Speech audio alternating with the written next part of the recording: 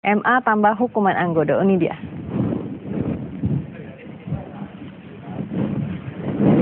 Mahkamah Agung menolak permohonan kasasi terpidana kasus percobaan suap pada pimpinan KPK, Anggodo Wijoyo. MA justru menggandakan hukuman atas Anggodo menjadi 10 tahun dan denda 250 juta rupiah subsidiar 5 bulan kurungan. Hukuman Anggodo digandakan karena terbukti dengan sengaja mencegah, merintangi, atau menggagalkan penyidikan, penuntutan, dan pemeriksaan di sidang perkara korupsi sebagaimana diatur dalam pasal 21 Undang-Undang Tipikor. Pasal yang membuktikan adanya rekayasa kasus atas Bibit Chandra itu diabaikan Majelis Hakim Pengadilan Tipikor dalam menjatuhkan vonis terhadap Anggodo 31 Agustus 2010 yang lalu, sehingga Anggodo hanya divonis 4 tahun penjara.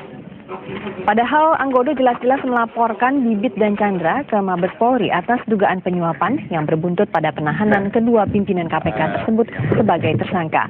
Selain menggandakan hukuman Anggodo, keputusan kasasi itu juga membawa konsekuensi bagi kepolisian dan kejaksaan.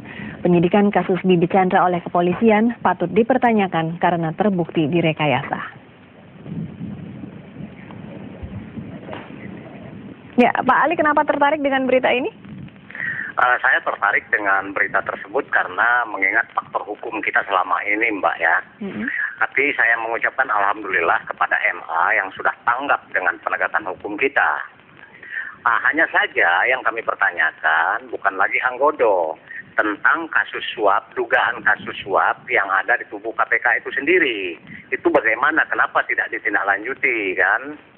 Contoh, karena saya sangat yakin, Mbak, bahwa ada dugaan suap di tubuh KPK itu. Karena, mengapa saya mengatakan demikian? Saya sudah 14 kali melaporkan dan masuk di ruang melaporkan pejabat-pejabat kami di Lampung ini, baik tingkat provinsi maupun tingkat kabupaten, yang notabene-nya itu temuan daripada BPK, ya, dan kami laporkan kepada KPK, sampai hari ini tidak ada tindak lanjutnya. Itu sudah 4 tahun yang lalu, sudah 2 tahun yang lalu kan kami melaporkan. Ya. Maka mohon tindak lanjut dugaan suap di KPK ini harus kita ungkap. Nah, sekarang ada Pak Mukodas di situ kan, yang kami yakin Pak Mukodas itu bisa mengungkap semua apa yang terjadi di tubuh KPK ini. Karena apabila ini tidak terungkap, KPK itu tidak akan terhormat di mata masyarakat.